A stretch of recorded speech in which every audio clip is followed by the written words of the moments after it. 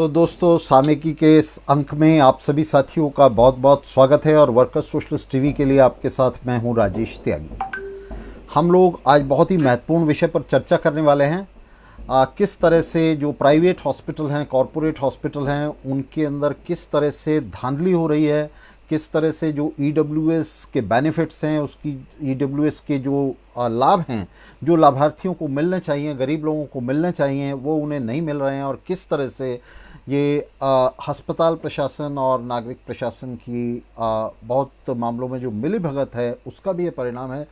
और उससे उसके चलते ये जो गरीब लोग हैं, जिनके लाभ के लिए कॉरपोरेशंस ने, दिल्ली सरकार ने, केंद्र सरकार ने इस तरह की ज़मीनें उनको दी हुई हैं जो लगभग मुफ्त में उनके अलॉटमेंट है, बड़े भारी उनको बेनिफिट दिए हुए हैं। तो ये बेनिफिट वो जो हैं, ये लाभ जो हैं जिन लोगों के लिए दिए गए हैं, गरीब लोगों के लिए, उन तक नहीं पहुंचने दे रहे हैं। ये क्या मामला है और किस तरह से ये सब धांधली चल रही है, इस पर चर्चा करने के लिए हमारे साथ स्टूडियो में साथी अशोक अग्रवाल जी हैं। आप उनसे परिचित होंगे। साथी अशोक जी, आपका बहुत बहुत स्वागत है स्टूडियो में। और आप सभी लोग दिल्ली में उनसे परिचित हैं। वे शिक्षा के क्षेत्र में, स्वास्थ्य के क्षेत्र में लड़ाई लड़ते रहते हैं, गरीबों के लिए, मजलूमों के लिए। उनका ये संघर्ष जो है, और मैं खुद भी देख रहा हूँ पिछले कई सालों से, तो वो बड़ी प्रतिबद्धता के साथ, बड़ी डेडिकेशन के साथ इस लड़ाई को लड़ रहे हैं। तो आज वो स्टूडियो में हैं, मैं उनका स्वागत कर रहा हूं। और उनसे मैं आपसे जानना चाहूँगा अशोक जी, कि आज भी एक मामला हुआ जिसको आपने जो है हाईलाइट किया, और आपके इंटरवेंशन से वहाँ बेड भी मिल गया मरीज़ को। ये मामला जो है, ये शालीमार बाग में मैक्स हॉस्पिटल का मामला था, और आपके हस्तक्षेप से उसको बेड मिला। वहाँ बेड नहीं मिल रहा था, वो सुविधा नहीं मिल रही थी। तो ये क्या मामला था, और इस तरह का ये पूरा मामला क्या है जिसके चलते ये जो कॉरपोरेट हॉस्पिटल्स हैं, ये इसके अंदर एक धांधली कर रहे हैं। और अकेला मैक्स नहीं है, जितने भी कॉरपोरेट हॉस्पिटल हैं, तो वो इन लाभों को, जो ईडब्ल्यूएस के लाभार्थी हैं, उन तक नहीं पहुंचने दे रहे हैं। तो इसके बारे में ज़रा बताइए आप हमारे व्यूअर्स को। ये जो मरीज था हमारा, ये चरणजीत नाम था। और ये इसको अच्छी थी क्योंकि और ये सुबह हॉस्पिटल बजे इसको जो है, उन्होंने जो है ट्रीटमेंट, मतलब वो लिखा कि एडमिशन चाहिए, आप बेड नहीं है इसलिए हम आपको नहीं देंगे। तो ये कई था वहां पर, और तब भी बेड नहीं दिया। और उसके बाद फिर ये घर आ गया। कोई 11:30-12 बजे के करीब इसने मेरे को फोन किया। तो फिर छोटा सा वीडियो बना के, so that I can understand what is your problem. और उसके बाद उसको जो है, मैंने अपने फेसबुक पे, हमारा व्हाट्सएप है जिसपे हॉस्पिटल्स, हमारे नोडल ऑफिसर्स भी हैं उस, और इसको काफी सर्कुलेट किया। तो उसका कि विद इन आवर जो है वो सारे कनेक्ट हो गए। और हॉस्पिटल ने बताया है कि हमने इसको बुलान कर दिया है, बुलाने के लिए, और इसको हम आईसीयू में आईसीयू बेड दे। फिर जब वो पहुंचा है, अभी मेरे ख्याल से 3-3:30 बजे करीब, उन्होंने मुझे फिर मेरे सब पे मैसेज भी किया कि हमने दे दिया है। और फिर मैंने मेरे को कंफर्म किया कि उसको बेड मिल गया है।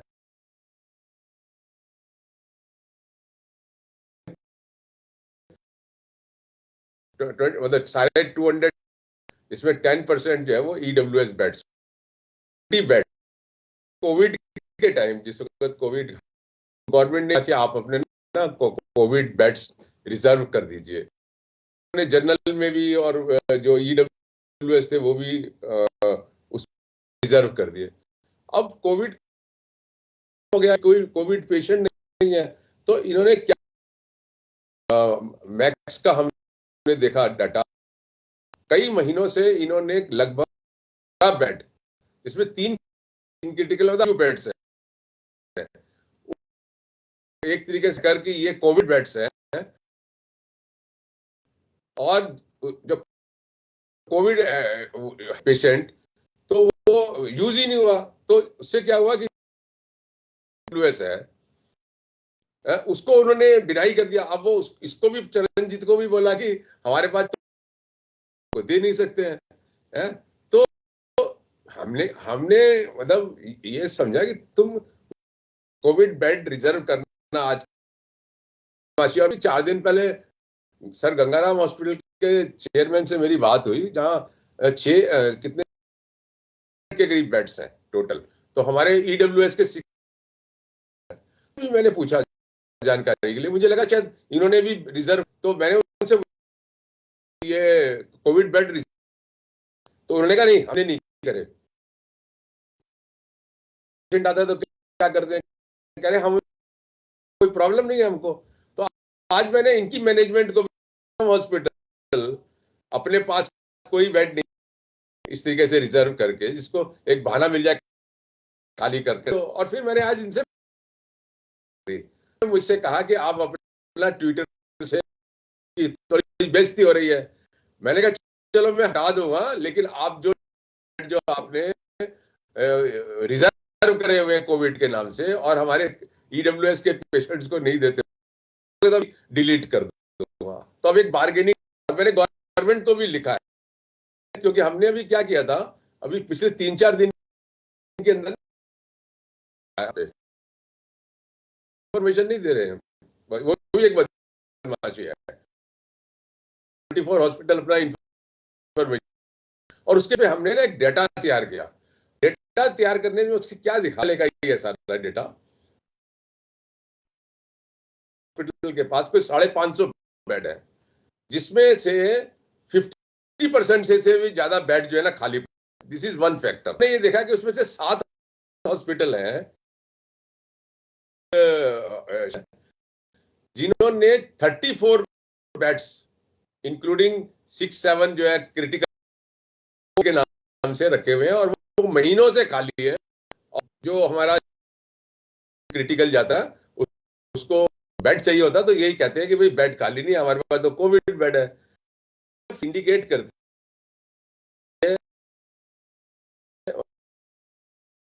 ये जो हॉस्पिटल्स है ना, डे 1 ये किसी गरीब आदमी को इलाज देना नहीं चाहते।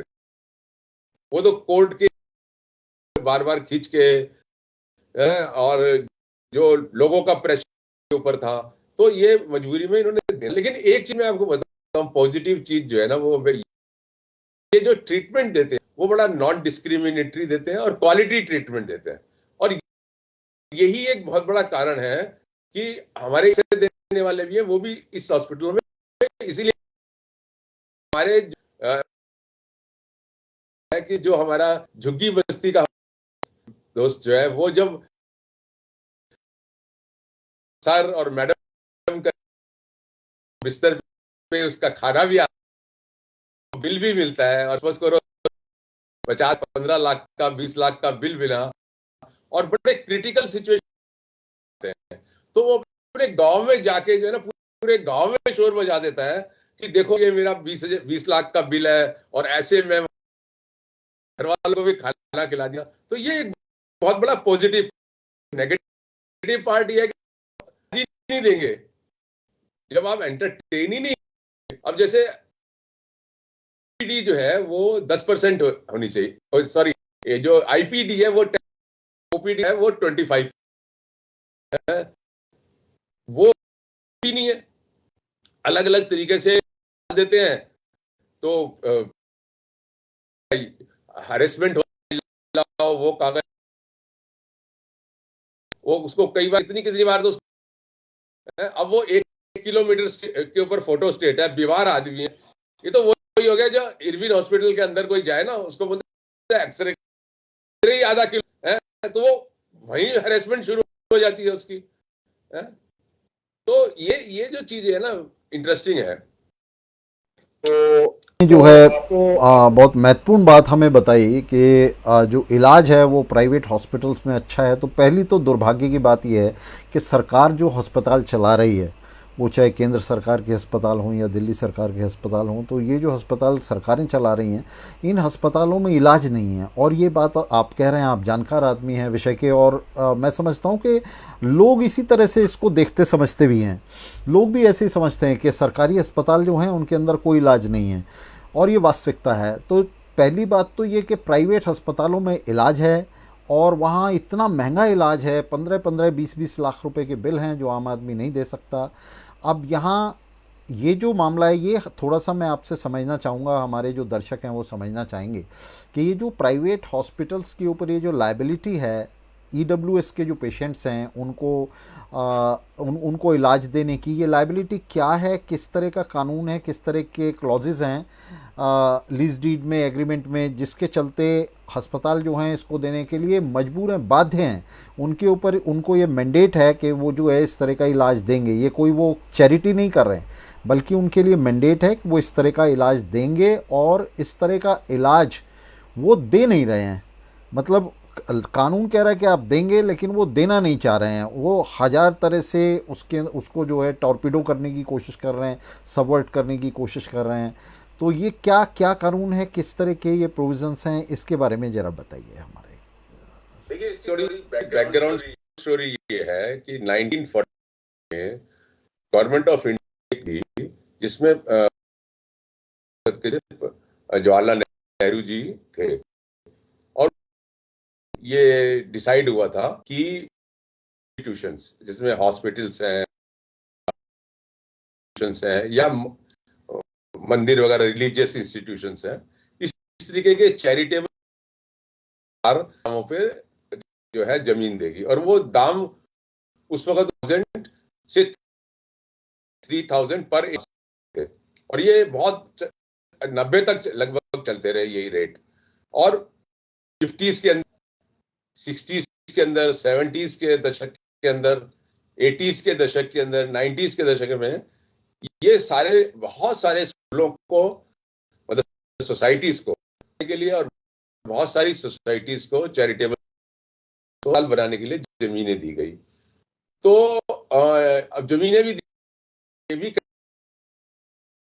पैटर्न थे, 3 तरह का पैटर्न ये था कि एक में तो लिखा अस्पताल के उसके अंदर कि 25% देनी पड़ेगी और 40% आपको ओपीडी देनी पड़ेगी, फ्री ऑफ कॉस्ट। कुछ में लिखा हुआ था कि गवर्नमेंट डिसाइड करेगी, कुछ में कुछ भी नहीं लिखा था, ब्लैंक ही दे दिए थे उनको। तो एक अजीब सी स्थिति थी, लेकिन स्टैंडर्ड यही था कि 25% आपको ओपीडी, आईपीडी, मतलब, और 40% आपको जो है वो ओपीडी देनी पड़ेगी। किसी ने फैमिलीज में भी सवाल उठा, पार्लियामेंट में भी उठा इतने दशक के अंदर, और इवन वहां के उन्होंने भी रिपोर्ट, कभी भी इम्प्लीमेंट नहीं हुआ। तो हुआ क्या का हमने केस डाला था 1997 में कि अपोलो हॉस्पिटल कमीशन हो गया, लेकिन जो वहां पे 33% था, 33% और 40%, 33% ओपीडी फ्री ऑफ कॉस्ट देना था गरीब लोगों को।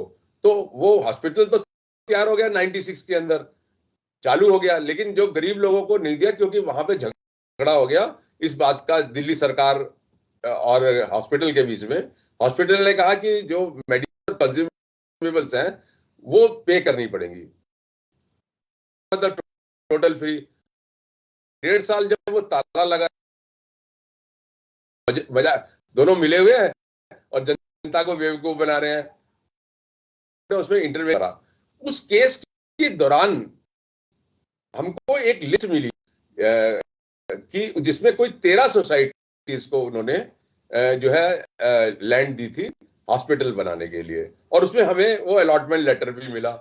उसके बेसिस पे हमने 2002 में दिल्ली हाई कोर्ट में केस किया और कहा कि साहब देखिए, ये तो जनता के साथ धोखा हो रहा है और सरकार कोई एक्शन नहीं ले रही है। तो के अंदर जो है ना इंटरवीन किया, और 15 नवंबर 2002 को आपसे पहला ऑर्डर हुआ जिसमें उन्होंने कहा कि नहीं, ये ऑब्लिग करना पड़ेगा। और फिर एक हाई पावर कमेटी कि ये बताइए कि कितने इंस्टीट्यूशन है जिनको ये हॉस्पिटल बनाने के लिए जमीन दी, क्योंकि पता ही नहीं था कुछ।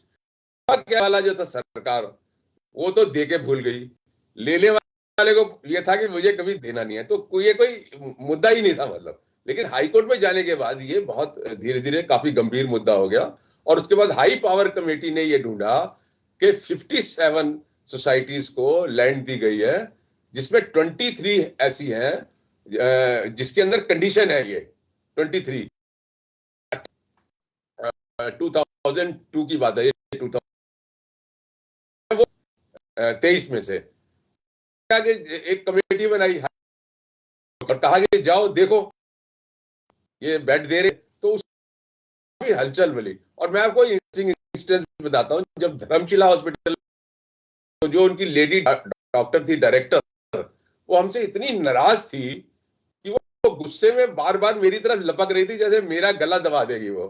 तो मुझे अपनी चिंता नहीं थी, मैंने उनको, मैडम को कहा, मैडम तुम इतना गुस्सा मत करो, कहीं ऐसा ना आपको कोई अटैक वटैक हो जाए।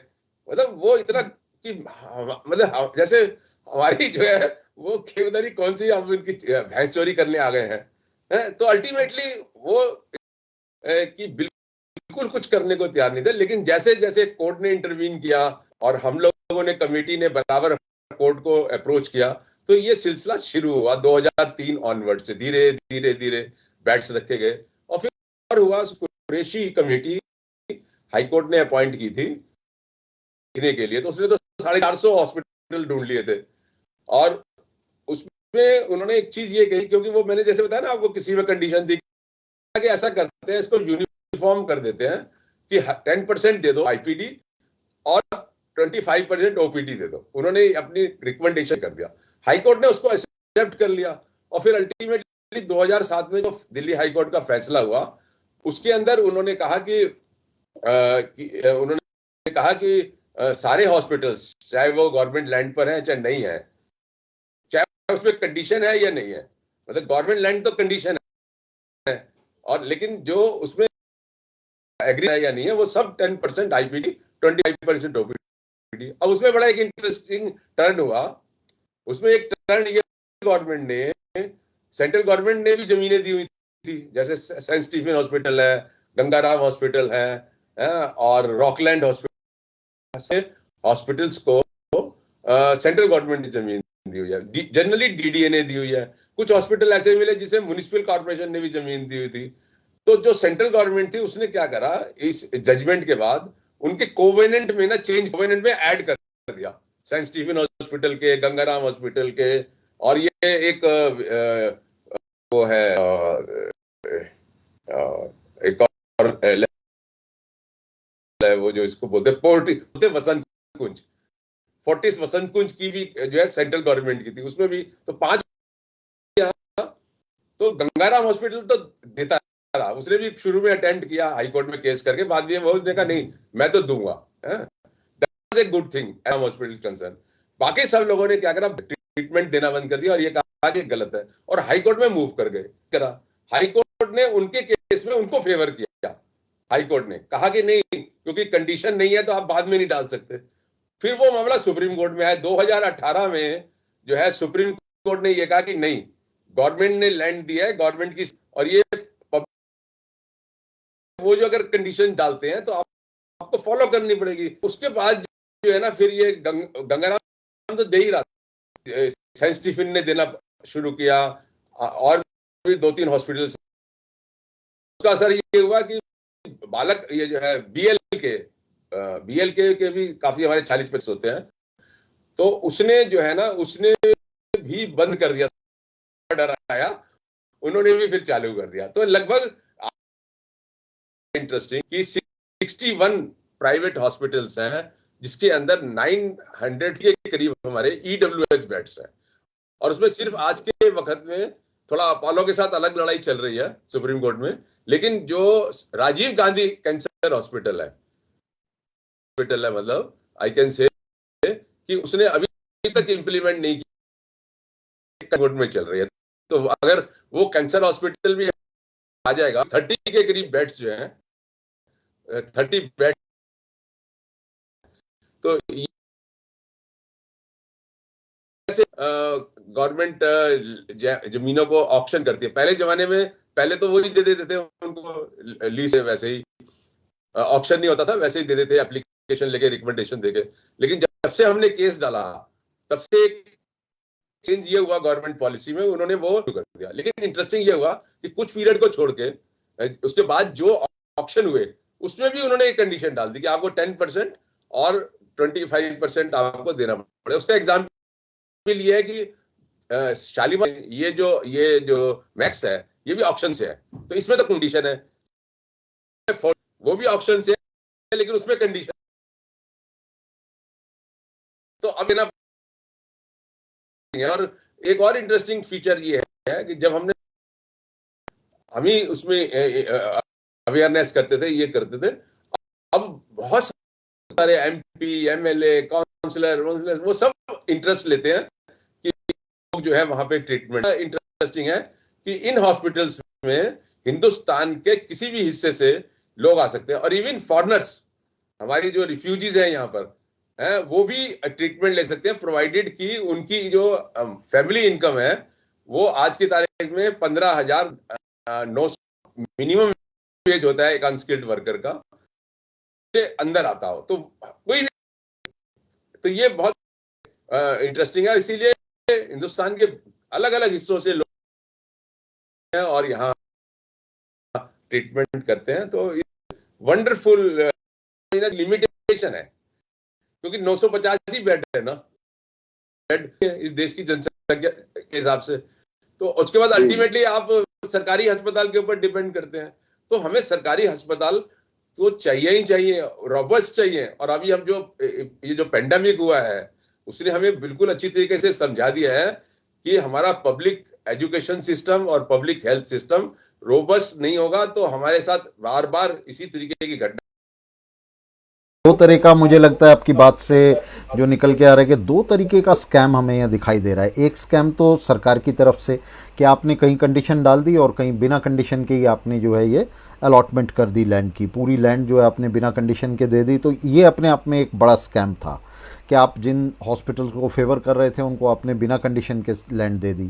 तो एक तो ये सरकार की तरफ से, और दूसरा जो आपकी बात से, आपकी चर्चा से बात निकल के आ रही है वो ये है कि हॉस्पिटल्स ने, कॉरपोरेट हॉस्पिटल्स ने, प्राइवेट हॉस्पिटल्स ने अपने आप को चैरिटी बताकर चैरिटेबल लैंड्स ले ली। ये जो लैंड्स लिए हैं या जो चैरिटेबल सोसाइटीज़ थी वो कॉरपोरेट में बदल गई, किसी भी तरह से इसको देख लें हम दोनों तरफ से। तो इन्होंने एक तरह से अपना बैनर चैरिटी का रखा, चैरिटेबल सोसाइटी बना ली और फिर वहाँ एक बिज़नेस शुरू कर दिया, एक धंधा शुरू कर दिया। और ठीक है, अदालत को ये ना पता हो, सरकार इसको भूल गई हो, लेकिन इनको तो पता था, इनके हाथ में तो लीज डीड थी। तो ये लंबे समय तक ये सब चलता रहा, ये डिप्राइव करते रहे लोगों को। तो क्या इसके लिए इनके ऊपर कोई कॉम्पनसेशन नहीं डाला गया? और ये जो दो तरफा स्कैम चल रहा था, इसको लेकर के आप किस तरह से देखते हैं? जो 15 नवंबर ऑर्डर ने इसको बड़ा सीरियसली लिया और कोर्ट ने यह कहा कि जिन लोगों ने कंप्लाई नहीं किया इसको, उनसे अनअर्न्ड प्रॉफिट गेन किया है, उनसे रिकवरी की जाए।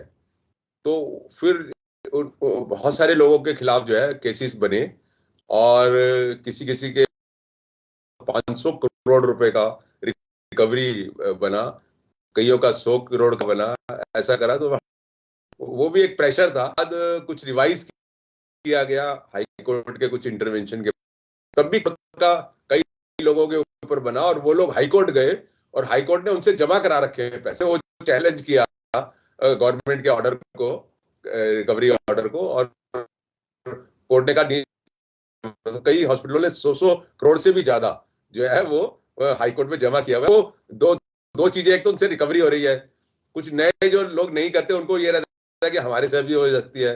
दूसरा ये कि फिर वो एक सभी के ऊपर एक प्रेशर है कि इसका भी एक मैकेनिज्म। अच्छी बात है। और आप जो कह रहे हो ना कि ये है तो चैरिटेबल, लेकिन करते क्या है, तो मैं आपको एक एग्जांपल देता, बड़ा इंटरेस्टिंग। जो हमारे सरकारी वकील थे, उनकी कहीं उनके लोगों से बात हुई, मैनेजमेंट से, तो उनको ऐसा लगा कि ये हॉस्पिटल वाले बहुत काम कर रहे हैं चैरिटेबल। तो मुझे कहा वकील साहब ने। तो मैंने कहा यार चल, तो एक दिन हम चले, उन्होंने हमें बढ़िया सा लंच कराया। ब्रिगेडियर थे, पता नहीं कहाँ कहाँ एम्बेसडर रहे थे, वो जो चलाते थे, वो लिंकिंग लोग थे, आप समझ सकते हो। तो उन्होंने लंच कराया बढ़िया सा। हमने लंच के दौरान में उनसे पूछा कि भाई आपके यहाँ कितने पेशेंट्स होंगे, गरीब लोग? कह ले हाँ 20% के करीब है हमारे पास। अच्छा, वो जो हॉस्पिटल है उसका इंटरेस्टिंग ये है, वो बिजली में कंसेशन लेता है, वो दुनिया भर की चीजों, पानी में कंसेशन लेता है, और सरकारी जो महकमे, बैंक, ये वो दुनिया भर, वो सबसे डोनेशन लेता है। बड़ी बोर्ड, उन्होंने हॉस्पिटल के अंदर ही बोर्ड लगा रखा है, कई कई 100 करोड़ का डोनेशन लिया हुआ है की बात है। और तो और हमें ये भी पता लगा कि जो पेड पेशेंट है उससे भी गरीब आदमी का, मतलब ये एक इंटरेस्टिंग फीचर था। उसके बाद क्या हुआ, जब हम हो गया तो हमने कहा सर दिखाइए आप कहाँ पे है वो बेड्स। वो हमें एक जगह ले गए जहाँ आइसोलेटेड बेड्स पड़े हुए थे, कोई भी नहीं था, टूटे हुए बेड्स पड़े हुए थे। कह लगे ये है। मैंने कहा क्या हुआ कि जो हमारे गरीब लोग होते हैं उनको कोई न्यूरो प्रॉब्लम नहीं होती? मैंने पूछा उनसे, है? तो हमें ये लगा कि ये तो बदमाशी है, टोटल बदमाशी। और वो वकील थे सेंट्रल गवर्नमेंट के, वो भी कन्विंस हो गए कि यार ये तो बदमाशी है। तो उसका रिजल्ट ये है ना, कैंसिल कर दिया। फिर एलजी ने फिर रेस्टोर किया। लेकिन आज वो काफी सालों से विवांश जो है बहुत अच्छी सर्विसेज दे रहा है, बहुत अच्छी सर्विसेज दे रहा है। मतलब ये बात बनाई हुई है, वो भी बताना जरूरी है।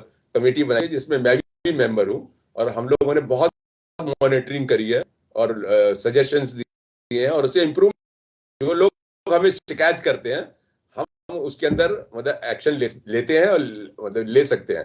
तो ये भी एक बात है। और दूसरा ये कि हाईकोर्ट ने ये भी कहा है, एक जो इंटरेस्टिंग चीजें शेयर कर, अगर कोई ब्रीच करता है, कोई अगर इसको फॉलो नहीं करता, तो उसके 3 तरीके के एक्शन हो सकते हैं। एक तो ये कि गवर्नमेंट उसका मैनेजमेंट टेक ओवर कर सकता है, एजेंसी है वो पूरी तरीके से उसमें घुस सकती है, पूरा का पूरा टेक ओवर कर सकती है। तीसरा कोर्ट ने कहा है कि इनके खिलाफ कंटेम्प्ट भी हो सकती है। तो हम ये ना इस्तेमाल करते हैं,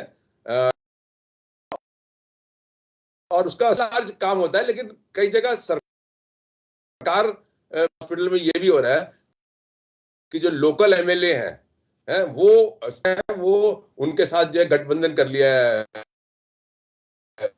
हॉस्पिटल के मैनेजमेंट्स ने, और वो के लोग जाएंगे और कोई किसी को नहीं भेजूंगा। तो इस तरीके से वो इस तरीके इंटरफियरेंस कर रहे हैं कि नहीं करना चाहिए। मतलब गरीब लोगों को भेजे, ये तो बहुत अच्छी बात है, सब लोगों को भेजना चाहिए। लेकिन अगर आप इस तरीके से पार्शियलिटी करेंगे और सिर्फ अपनी दुकान मतलब चलाने की कोशिश करेंगे, तो वो कई जगह हिट करते हैं। लेकिन ये तो आप समझ सकते हैं कि आप और आपने बताया कि 3 तरह के एक्शन जो हैं उसमें दिल्ली हाई कोर्ट ने कहा हो सकते हैं, लेकिन तीनों में से आज तक ना तो आज तक कोई एक्शन नहीं लिया गया, किसी को कंटेम्प्ट में अंदर नहीं किया गया, किसी की लैंड कैंसिल नहीं की गई, किसी के खिलाफ कोई एक्शन नहीं हुआ तीनों में से। ये भी एक सही है, और ये सही बात है। और इसी के चलते आज भी आप देख सकते हैं इतने बड़े कॉरपोरेट हॉस्पिटल में, मैक्स जैसे हॉस्पिटल में, शालीमार बाग के अंदर वो है, वहाँ एक गरीब आदमी को आज भी लड़ना पड़ रहा है। और मुझे लगता है हर गरीब आदमी को जो वहाँ जाता है, हर गरीब आदमी को लड़ना पड़ता है। चरणजीत, बाई चांस चरणजीत को आपका पता था, आपसे उसने कांटेक्ट कर लिया और उसका ये काम हो गया, नहीं तो चरणजीत भी हार थक के अपने घर चला जाता और ये बात ख़त्म हो जाती। मुझे लगता है कि जितने 100 लोग अगर जाते होंगे तो उसमें से मुश्किल से ये 10 लोगों को एडमिशन देते होंगे, इस हिसाब से जो जो दिखाई दे रहा है, जिस तरह से इन्होंने चरणजीत के साथ किया है। तो ये बड़ा क्लासिकल एग्जाम्पल है। इसको आप किस तरह से देखते हैं? नहीं, प्रॉब्लम तो है, लेकिन प्रॉब्लम ये लगता है कि अपना कंप्लेंट मुझको दें, गवर्नमेंट को दें, मुझको।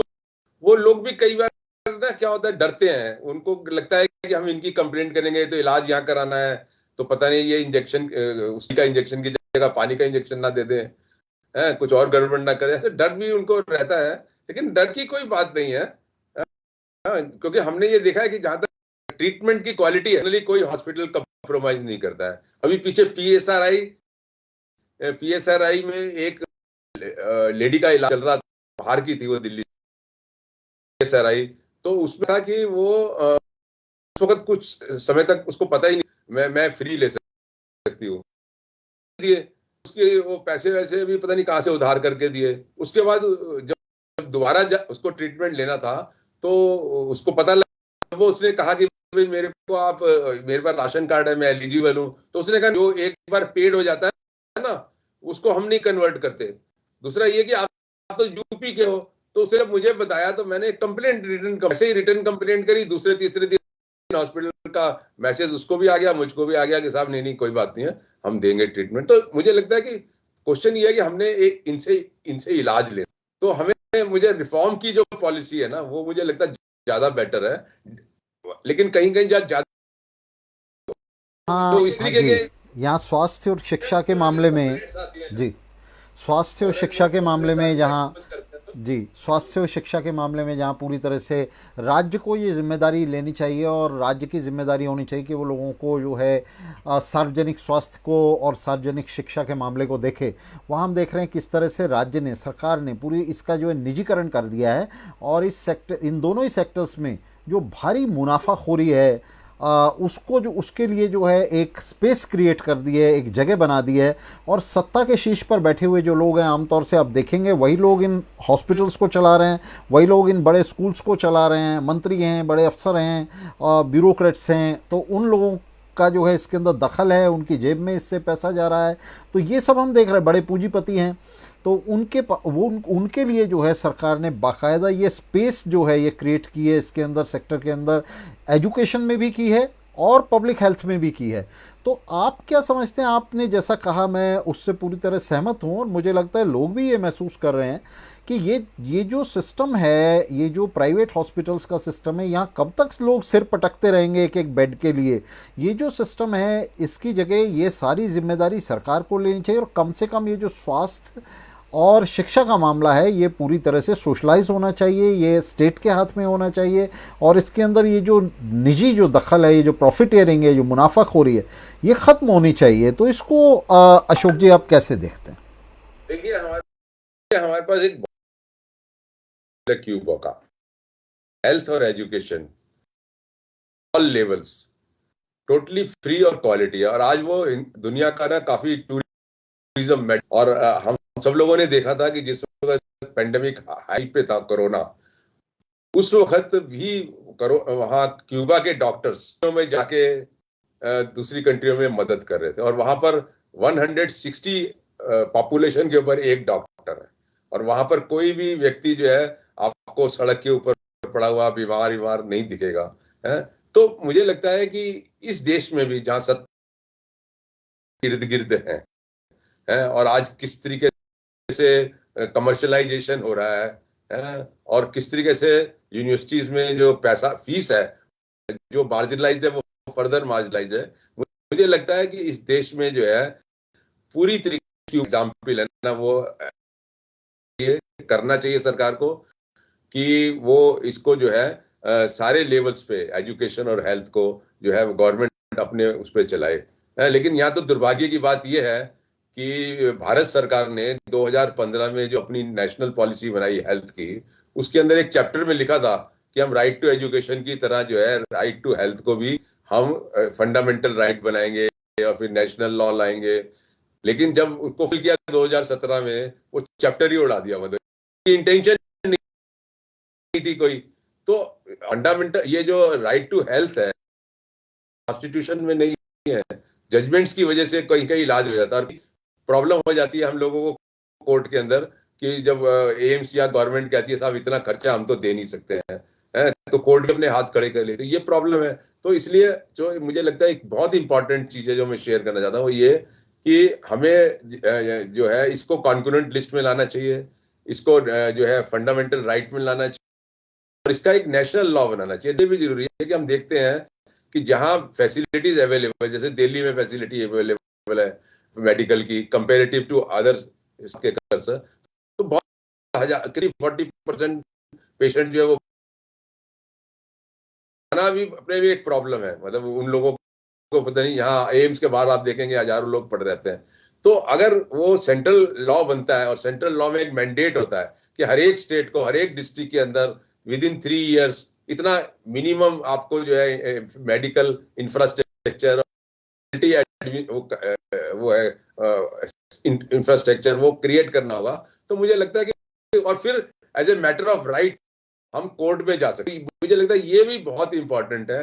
लेकिन पता नहीं, गवर्नमेंट से तो कहीं लग ही नहीं रहा है, वो तो गवर्नमेंट लग रहा है कि एजुकेशन और जो हेल्थ है वो सिर्फ प्राइवेट्स ही चला, स्कूल्स तक देने को तैयार, दे भी दिए इन्होंने हजारों स्कूल है। और हॉस्पिटल्स भी मैंने देखा है मेघालय वगैरह में, जो हॉस्पिटल्स हैं उनको ही एनजीओ को दे रखे हैं इन्होंने, मतलब पूरे देश में इस तरीके के एनजीओ को हॉस्पिटल चलाने के लिए दे रखे हैं। क्या कि वो कैसे चलते हैं ये भी देखा है जाके, तो मतलब दुख की बात है। और उसमें वही होता है, जो गरीब आदमी है, जो अफोर्ड नहीं कर, कुछ नहीं कर सकता है, उसकी हालत होती है। अभी कैंसर पेशेंट्स आप देख लो, कैंसर का कोई गवर्नमेंट के पास सिस्टम नहीं है। अब दिल्ली में एक हॉस्पिटल है, ऑलमोस्ट आदमी है, मैं तो नहीं कितने दिन जिएगा ये, क्योंकि कोई सिस्टम नहीं है। बहुत दुख की बात है, मतलब ना, कि एक व्यक्ति इसलिए मर जाए उसको दवाई ना मिले, तो ये होना चाहिए। ये बहुत ही बढ़िया आपने बात कही है कि इस तरह की एक व्यवस्था जो पूरी तरह से सामाजिक असमानता पर, आर्थिक सामाजिक विषमता पर टिकी हुई है, तो ये एक ज्वालामुखी के मुंह पर बैठा हुआ है। जैसे हम इसको समझ सकते हैं, पूरा जो समाज है, ये पूरी जो सत्ता है, ये एक ज्वालामुखी के मुंह पर बैठी हुई है। और बहुत सारे करोड़ों करोड़ लोगों को इलाज नहीं मिल रहा है, उनको शिक्षा नहीं मिल रही है, सार्वजनिक शिक्षा, सार्वजनिक स्वास्थ्य का भट्टा बैठ गया है, और उसको ठीक करने के बजाय उसका निजीकरण किया जा रहा है। अभी मोदी सरकार जो है वो मौद्रीकरण के नाम पर उसने निजीकरण की प्रक्रिया को और भी तेज कर दिया है।